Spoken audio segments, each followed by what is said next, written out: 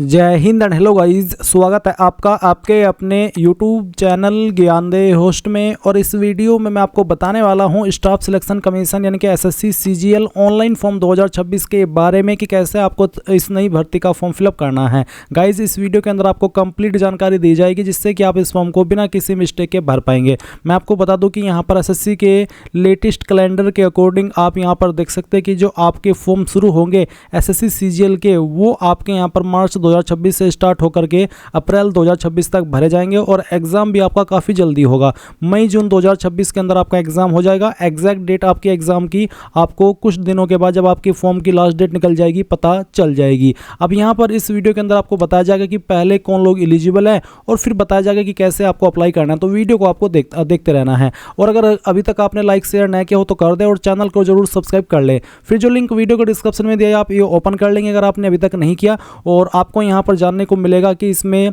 जो age limit है वो 18 से 30 साल के बीच रखी गई है। सैलरी आपको 69,100 रुपये पर मंथ दी जाएगी। फीस जनरल ओबीसी के लिए 100 है और SC ST and all category female इनके लिए कोई फीस नहीं है। ये कैटेगरी कैंडिडेट फ्री में अप्लाई कर पाएंगे। इसी के साथ यहाँ पर आएंगे तो आपको जानने को मिलेगा कि जो आपकी इसमें ऑल अदर पोस्ट है उन पर अप्लाई करने के लिए बैचलर डिग्री यानी कि अगर आप ग्रेजुएट है किसी भी तरीके से या फिर आपने कोई सी भी क्वालिफिकेशन की है जो कि ग्रेजुएट की कैटेगरी में आती है तो आप अप्लाई कर पाएंगे। एंड अगर आप assistant audit officer, assistant account officer की जो पोस्ट जब आप फॉर्म भरेंगे वहाँ पर देखने को मिलेगी, अगर आप उस पर अप्लाई करना चाहते हैं तो यहाँ पर बोला है bachelor degree from recognised university और इंस्टीट्यूट। साथ ही यहाँ पर जो आपकी जूनियर स्टैटिस्टिकल ऑफिसर की पोस्ट है इस पर अप्लाई करने के लिए bachelor degree in any subject from recognised university और institute with at least 60% marks in mathematics at 12th standard. यानी कि अगर आप JSO की पोस्ट पर अप्लाई करेंगे तो आपके पास बैचलर डिग्री की तो होनी चाहिए, साथ ही साथ आपकी जो 12वीं है वो आपने 60% के साथ में पास की और मैथमेटिक्स के अंदर भी आपके कम से कम 60% होने चाहिए।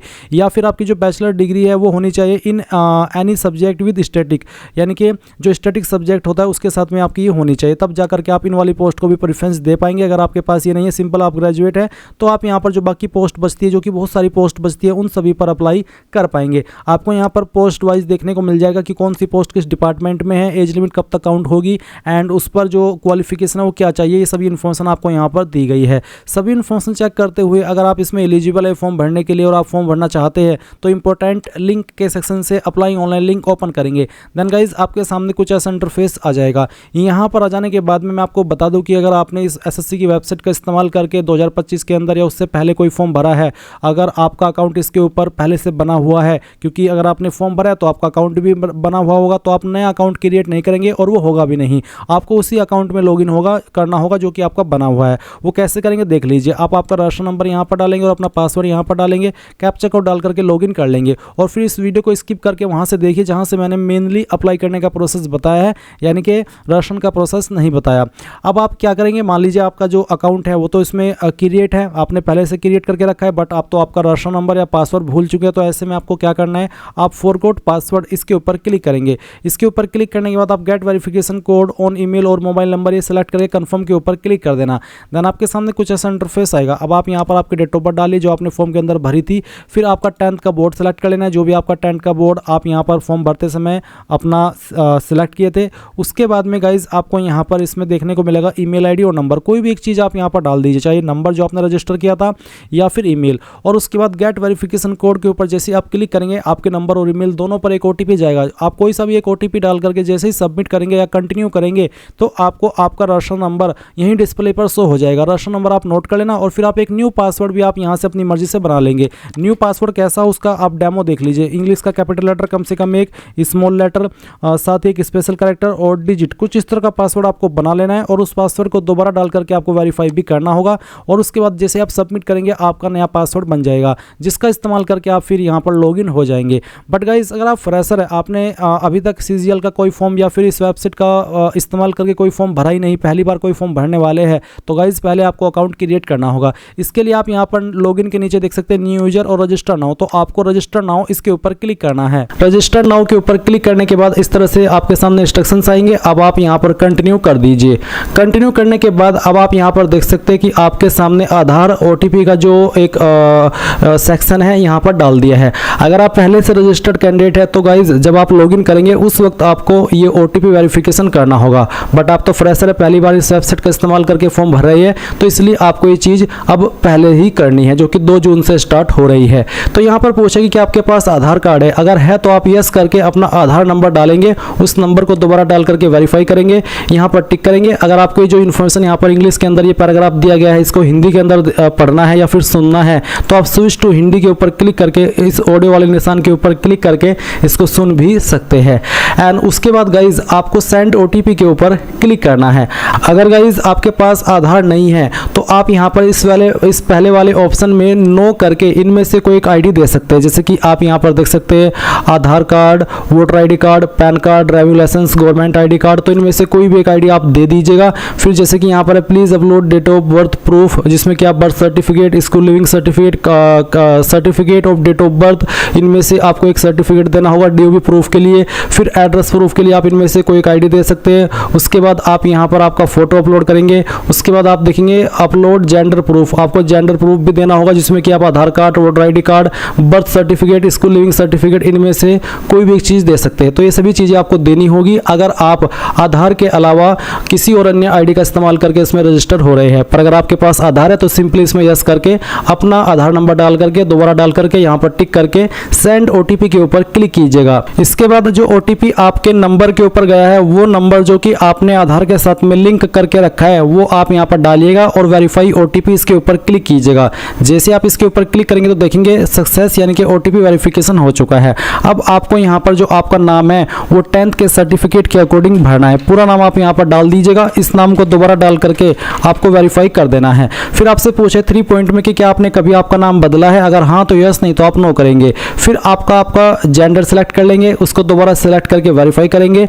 एंड देन जो आपकी डेट ऑफ बर्थ है ये आपको यहाँ पर एंटर करनी है। डेट ऑफ बर्थ भी आपके 10th के सर्टिफिकेट के अकॉर्डिंग होनी चाहिए। इसके बाद में गाइज आप यहाँ पर वेरीफाइड डेट ऑफ बर्थ में दोबारा से अपनी डेट ऑफ बर्थ सेलेक्ट करेंगे और उसको वेरीफाई कर देंगे। फिर आपका जो फादर नेम है वो भी आपको डालना है 10th के सर्टिफिकेट के अकॉर्डिंग ही और उसको दोबारा डाल करके वेरीफाई करना है। फिर आप मदर नेम डालेंगे 10th के सर्टिफिकेट के अकॉर्डिंग और दोबारा डाल करके वेरीफाई कर दीजिएगा। 8 पॉइंट है matriculation 10th class education board, आपने आपकी 10वीं किस बोर्ड से की है। यहाँ पर आपको काफ़ी सारे बोर्ड देखने को मिल रहे हैं, तो इनमें से जो भी आपका बोर्ड है वही बोर्ड आपको यहाँ पर सिलेक्ट कर लेना है। ये बोर्ड सिलेक्ट करने के बाद में आप यहाँ पर देखेंगे 9 पॉइंट रोल नंबर का, तो जो आपका रोल नंबर है वो भी आपको 10th के सर्टिफिकेट के अकॉर्डिंग यहाँ पर भरना है।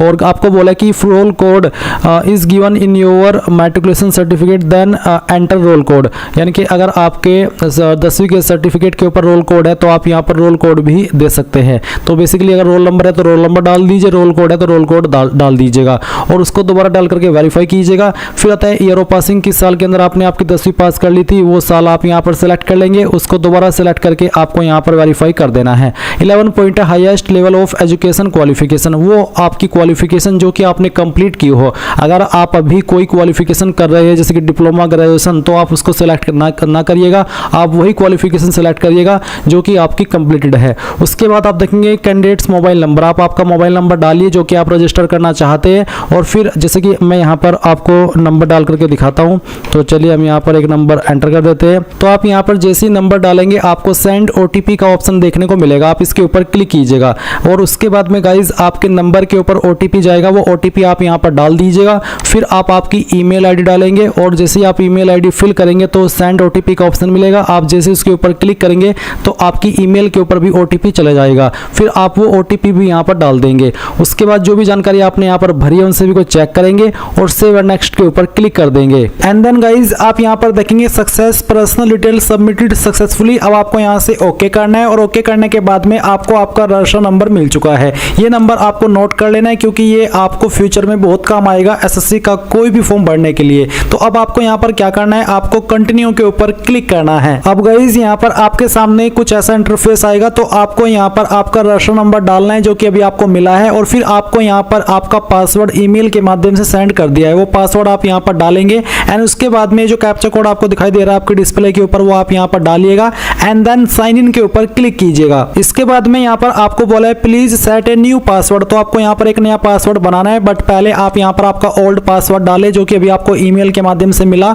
एंड देन फिर आप एक न्यू पासवर्ड बनाएंगे जिसमें कि आपको यहाँ पर एक इंग्लिश का कैपिटल लेटर कम से कम एक, स्मॉल लेटर कम से कम एक, ज्यादा कितने भी रख सकते हैं, एक नंबर और कोई एक स्पेशल कैरेक्टर। एग्जाम्पल मैं आपको यहाँ पर देकर के दिखाता हूँ, आप देख लीजिए। कुछ इस तरह का पासवर्ड आप बना लीजिएगा जिसमें कि इंग्लिश का कैपिटल लेटर लेटर भी है, स्मॉल लेटर भी है, स्पेशल कैरेक्टर भी है और डिजिट भी है। तो ये पासवर्ड बनाने के बाद में आप उसको दोबारा यहाँ पर डाल करके वेरीफाई कर दीजिए। फिर आपको यहाँ पर एक सिक्योरिटी क्वेश्चन सेलेक्ट कर लेना है एंड उसका आंसर आपको आपकी मर्जी के अकॉर्डिंग यहाँ पर दे देना है और फिर सेकंड सिक्योरिटी क्वेश्चन आपको सेलेक्ट करना है और फिर उसका जो आंसर है वो भी आपको यहाँ पर डाल देना है एंड उसके बाद गाइज आप सेव एंड नेक्स्ट के ऊपर क्लिक करेंगे। अब आप यहाँ पर देख सकते हैं आपका पासवर्ड सक्सेसफुली क्रिएट हो चुका है। अब आप यहाँ से ओके कीजिए और ओके करने के बाद में आपको यहाँ पर आपके रजिस्टर नंबर एंड जो आपने पासवर्ड बनाया है उसका इस्तेमाल करके कैप्चा कोड डालना है और लॉगिन के ऊपर क्लिक करना है। इसके बाद आप यहाँ पर देखेंगे एडिशनल डिटेल, तो आपको यहाँ पर पहले आपकी कैटेगरी सेलेक्ट करनी है, SC ST OBC या फिर जनरल, तो जो भी है वो आप यहाँ पर सेलेक्ट कर लीजिए। फिर आपकी कैटेगरी दोबारा सेलेक्ट करके वेरीफाई कर लें एंड देन आप यहाँ पर नेशनलिटी के अंदर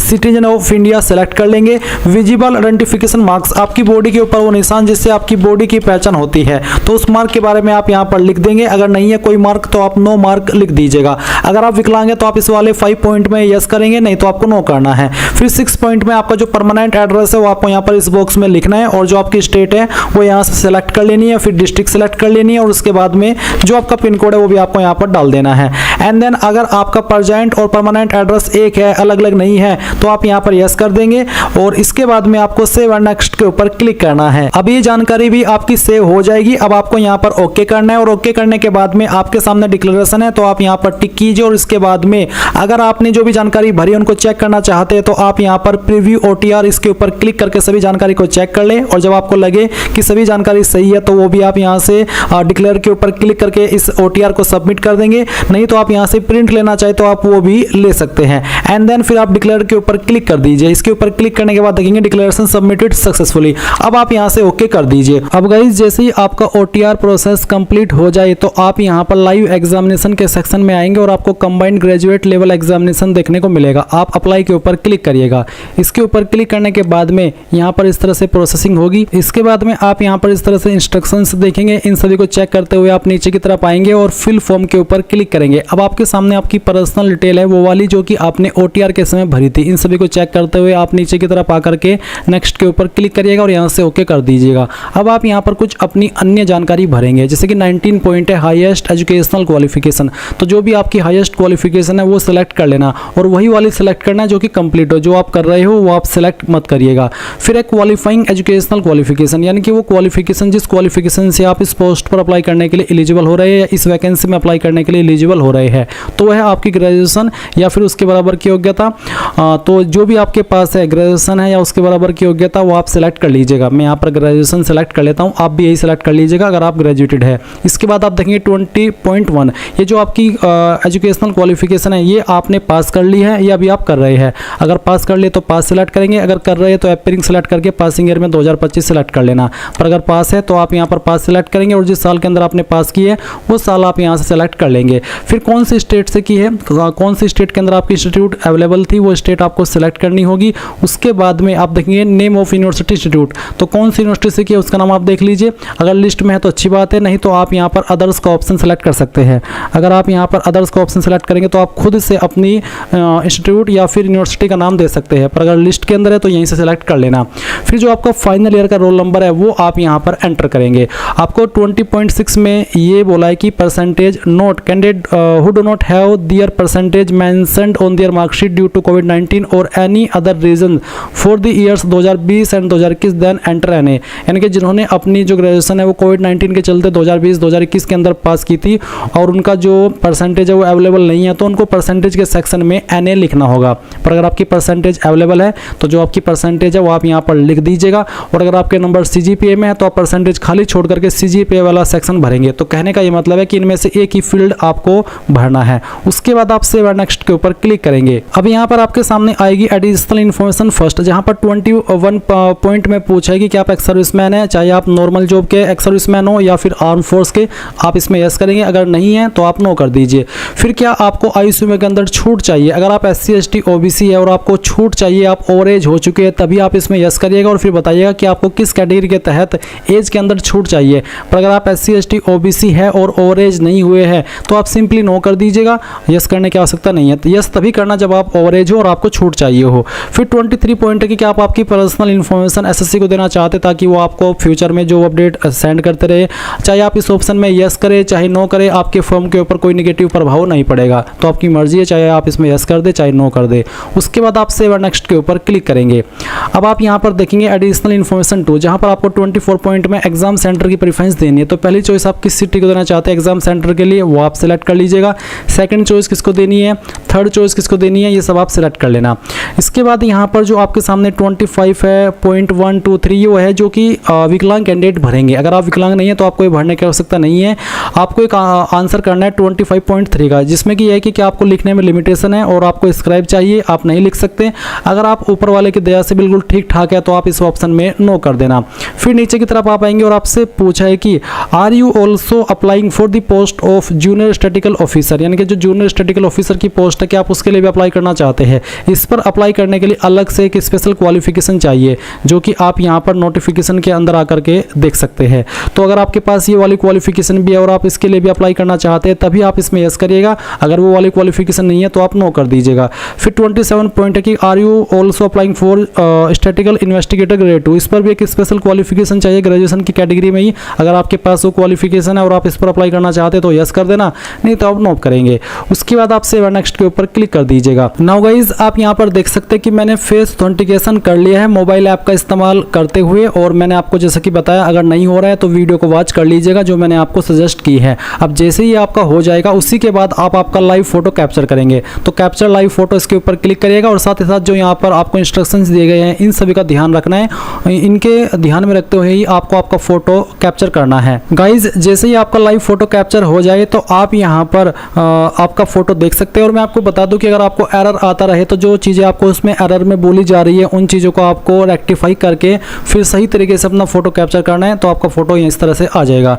देन आप आपका सिग्नेचर अपलोड करेंगे और आपका जो सिग्नेचर है वो किस तरह का होना चाहिए उसका जो इंस्ट्रक्शंस है वो आप यहाँ पर ये PDF ओपन करके देख लेंगे। जैसे ही आप ये PDF ओपन करेंगे तो आपको देखने को मिलेगा कि कैसा आपका सिग्नेचर एक्सेप्ट होगा और किस तरह के सिग्नेचर रिजेक्ट होंगे। साथ ही साथ फोटो किस तरह का एक्सेप्ट होगा वो भी आप यहाँ पर चेक कर सकते हैं। अब आपको ये सभी चीज़ें ध्यान में आ गई है। अब आप आपका सिग्नेचर अपलोड कीजिए। तो आप यहाँ पर अगर दिए गए इंस्ट्रक्शंस के अकॉर्डिंग आपका सिग्नेचर अपलोड करेंगे तो यहाँ पर आ जाएगा। और मैं आपके लिए एक स्पेशल वीडियो बना दूंगा जहाँ पर मैं लाइव फोटो कैसे अपलोड करना है, सिग्नेचर कैसे अपलोड करना है, कैसे बनाना है मोबाइल का इस्तेमाल करते हैं, उसकी पूरी जानकारी दे दूंगा। तो आप कमेंट के माध्यम से बता देना कि सर आप वीडियो बनाइए या फिर मत बनाइए। इसके बाद जैसे ही आपकी दोनों चीज़ें हो जाए तो आप सेव एंड नेक्स्ट कर देंगे और अब आपके सामने यहाँ पर आपके फॉर्म का फाइनल प्रीव्यू आ जाएगा। जो भी जानकारी आपने शुरू से लेकर अभी तक भरी है वो सभी आपके सामने है। और नीचे की तरफ आप आएंगे, सेव एंड नेक्स्ट के ऊपर क्लिक करेंगे, फिर आप यहाँ पर आई अग्री इसके ऊपर क्लिक करेंगे और जो कैप्चा कोड आपकी डिस्प्ले के ऊपर आ रहा है ये कैप्चा कोड आपको यहाँ पर एंटर करना है। ये एंटर करने के बाद में आप यहाँ पर सबमिट कर दीजिएगा। सबमिट करने के बाद देखेंगे कि आपका फॉर्म सबमिट हो चुका है। और जो कैंडिडेट इस फॉर्म को SC ST and all category female से भर रहे हैं उनके सामने कोई फीस का पेमेंट नहीं आएगा, वो डायरेक्टली अपने फॉर्म का प्रिंट ले सकते हैं। और गाइज अगर आप जनरल OBC है तो आपको पहले फी पेमेंट करना होगा। जब आपका फी पेमेंट हो जाएगा उसके बाद ही आप अपने फॉर्म का फाइनल प्रिंट आउट ले पाएंगे। अगर प्रिंटर नहीं है तो आप PDF के रूप में इसको सेव कर लीजिएगा और बाद में प्रिंट कर लीजिएगा। तो इस तरह से गाइज आप लोग SSC CGL ऑनलाइन फॉर्म 2025 भर पाएंगे। आई होप ये प्रोसेस आपको पसंद आया होगा। So thanks for watching. जय हिंद।